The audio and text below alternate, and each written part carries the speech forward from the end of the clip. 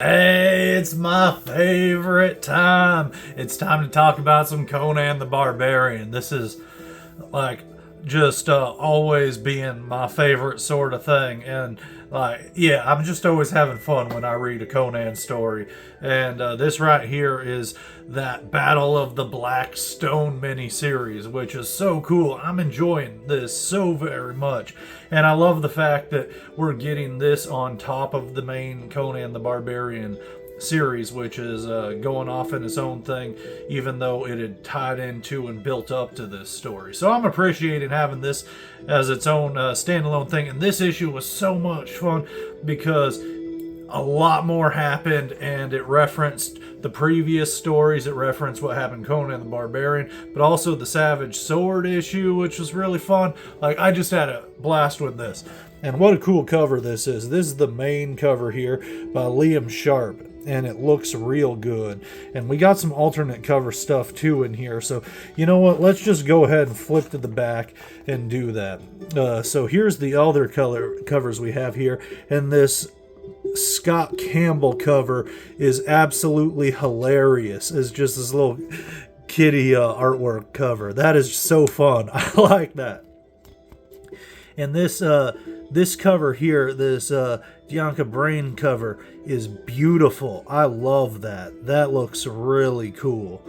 I really like the coloring, and yeah, that is a fantastic cover as well. And if my comic shop had more than the main cover, I might have actually picked that up. I'm not sure.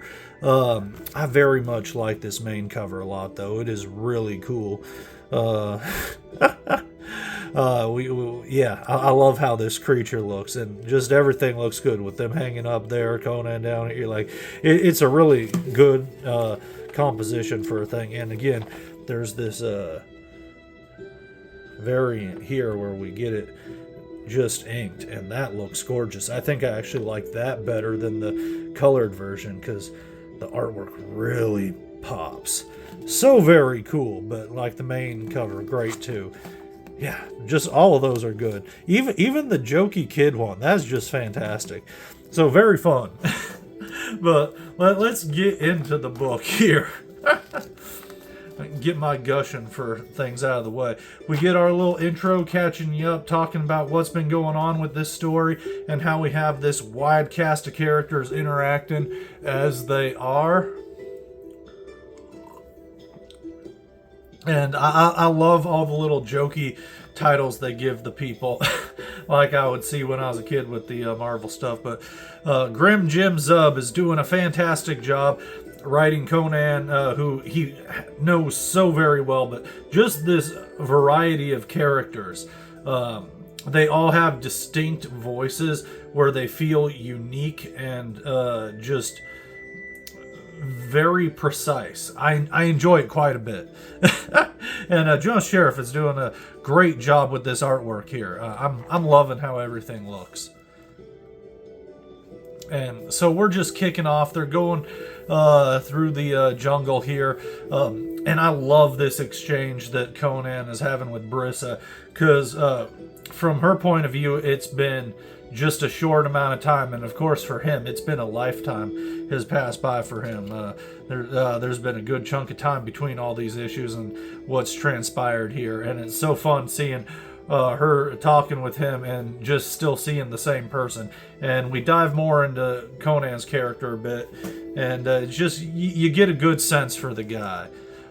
And I'll say this, I also very much enjoyed the exchange between Solomon Kane and Agnes here. She's wonderful. I very much enjoyed her story that was in the previous Savage Sword issue. And I don't know if it's going to be the same writer and art team, but I really dug that manga thing they had going with her. But I really like her character a lot, as well as the Solomon Kane story. Both of those were phenomenal. I enjoyed every single story. I enjoyed the Borak. I enjoyed the Conrad and Kerwin stories we got.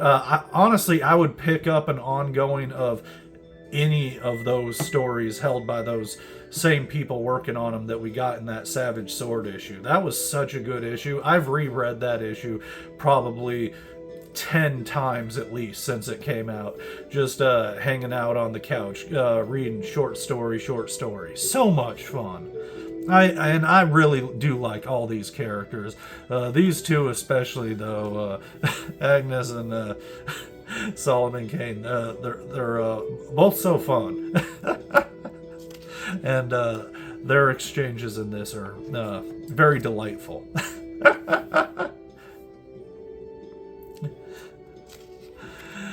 This I thought was well, you know what, before I go to speak on this here, let me just speak on this page and say this is a wonderful looking page, and this would be really cool just as far as like a piece of artwork, just without any of the text blocks there. Just a good piece of artwork. I'd like to see what that looked like, just the inked version, uncolored. That'd be really cool.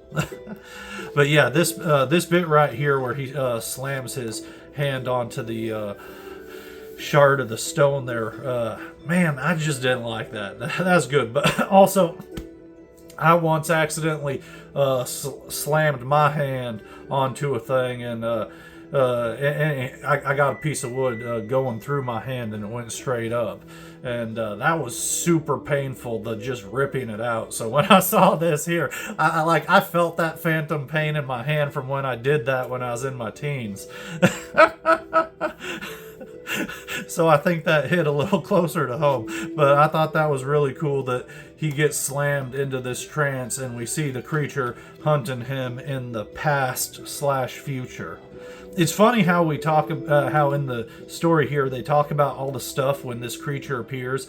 It appears in their past, and it is appearing in the individual's past as it goes to get them. But because of the time travel involved in the story, that past is still the future. So I don't know. I just find that an extra layer of humor and fun to it. But this is just such a good story. Well written, beautifully illustrated. Tons of action, but still giving us moments of character build up and like emotional drama and pathos. Like I just, yeah, it's wonderful. I'm having such a good time. I always have the best of times when I'm picking up Conan books. Just in general, I like all the older Conan comics too, but they have varying degrees of quality, and I just have to say all the current, how you say, either heroic signature or Titan, I'm not sure which to actually refer to it as, but the heroic Titan era of comics have just been phenomenal to me, and it just jumps out and just scratches every itch I have going as far as what I want from reading a comic. And it's just like I'm getting comics written and made specifically for me, and I love that so much. Because yeah, this is my bliss. I don't know what that speaks to me, but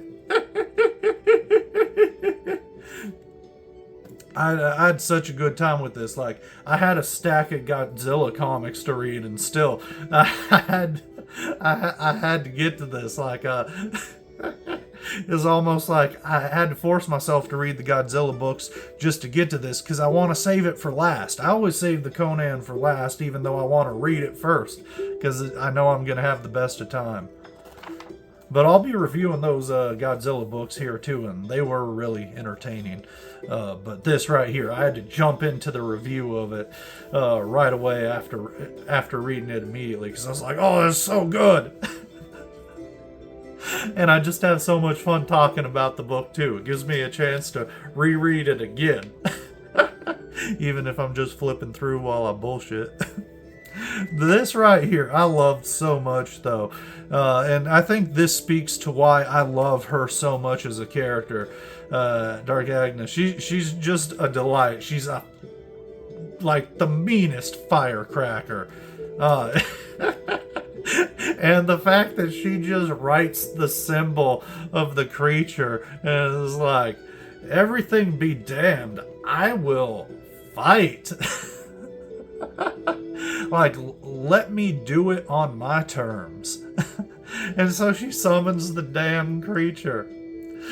uh, we see in another page or two that it doesn't end well for her, but God bless her. It's just so badass. And this thing is a beast too. Like, it just knocks Conan like it's nothing. And her response is she just gets up and charges back at the damn thing. I love it. And this is such a good panel right here. I actually want to just lift it up and go like, that is, like, you feel that ferocity right there. That is wonderful. Yes, such a good book. And again, it doesn't end well for her. We get a nasty chomp there. That makes me sad. But, characters are dying, but it's fiction. Who knows? There's also messy magic and time travel and shenanigans, and, it's comic books. So a lot of people are dying, and it's sad, but I'm not I'm not shedding any tears over these characters, because whether they're dead or not, and this is their be-all, end-all, canonical, final ending place, there's still plenty of room for more stories all the same. But that said, it makes me sad seeing her get chopped like that, because I was loving her so much in this book and her interactions, and especially with her bouncing off of Solomon there, was just very entertaining. But again, speaking to death and cliffhangers and things, and how are things going to work out? Well, I mean, here's Conan collapsing on the last page, and Brissa saying that he's dead, succumbing to his wounds as they were traveling through everything. So, like, no good. We got half of the crew we started with in this issue dead. Very sad. And this is something that bums me out and troubles me, is I thought this was a 5-issue miniseries, but it says to be concluded here, and this is issue 3, so I guess it's 4 issues? I thought it was 5 issues, and maybe I'm misremembering. I know they have the checklist and things here. Maybe I just need to double check the checklist before, and I wasn't paying attention. But in my head, I was thinking it was 5 issues, so I'm a little disappointed that there's only 1 issue left instead of 2. But man, I've had so much fun with this book, and it's been a crazy wild ride, and so thoroughly entertaining to have these characters all interacting with each other as they've been doing. It reminds me quite a bit of that other Conan story that I read that was kind of like this during the Marvel era, which ironically, I believe, well, not ironically, but I do believe it was by Jim Zub as well. I remember it had Moon Knight in it too, but the rest were all just Howard characters. I enjoyed that quite a bit, and in fact, hold on a second, I'm going to pause.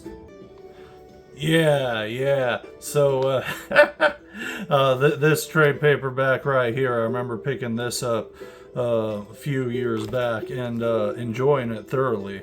I didn't get it or know about it when it was coming out in single issues, but I picked up this trade and I loved it to death. But also, it had this reprint here of Valley of the Worm, which I'd always heard about, but I'd never been able to actually read this original comic here, and it was so fun getting to read this finally. And it was great that it was included with this, because it totally tied into things, and just a really cool story. But highly recommend checking this out if you haven't checked it out yet, and I should do a review proper of that book. But this book ties in, and it's not the same at all, but it has that same sort of theme of bringing all the characters together, and it's fun seeing them interact, and I enjoy that.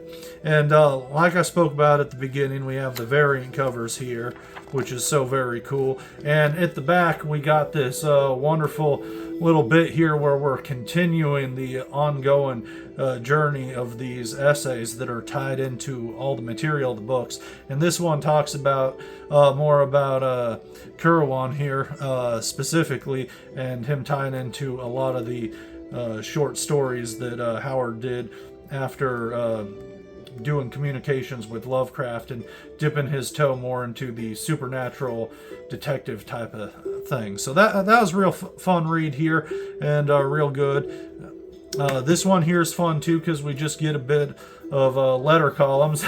Maybe I should send myself a letter out to them, but I don't know. I guess I just wouldn't be saying anything I'm not saying in these little videos I'm doing or what have you, but except just tell them like, I love what you're doing. Do stuff with the other characters because I'm enjoying that stuff. And they say here they're going to be doing some miniseries for the some of the characters that we saw in the Savage Sword issue, and they do talk about the Dark Agnes story coming into the next issue of Savage Sword. So again, I do hope that the new Dark Agnes series is by the same people who were working on the series in the short story we saw in the previous issue 4 of Savage Sword, because I liked all the creative teams involved in each one of those stories. They were all so good and they all felt very unique and different. So whether any of those continue as short ongoings or backups in the Savage Sword book, or they get their own ongoing or miniseries, I'm very happy that we're going to be seeing more, and I hope that continues to be the case. This book right here though, I had so much fun. Nothing but good things to say about it. I just had a great time with the book. This is one of the few books where I read it and I'm just always like completely entertained, and I feel like I got my complete money's worth. Sometimes I'll feel like the writing in a book is really good but the art's lackluster, or vice versa, or it just ends up not being what I'm digging, which is why I'm not buying as many comics as I used to. But man, I'll keep buying these Titan Heroic books, at least until they make one that's bad, but they haven't yet.